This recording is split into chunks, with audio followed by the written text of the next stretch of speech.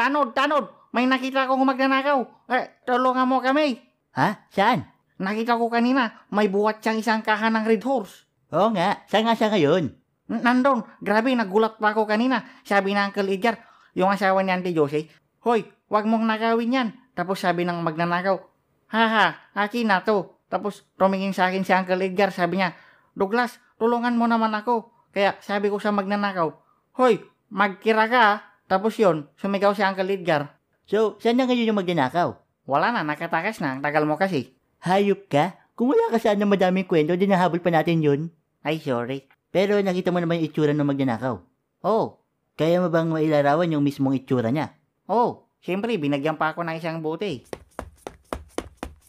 Sige, doon. May daan doon. Hala, nakatakas. Samahan mo ako, may pupuntahan tayo.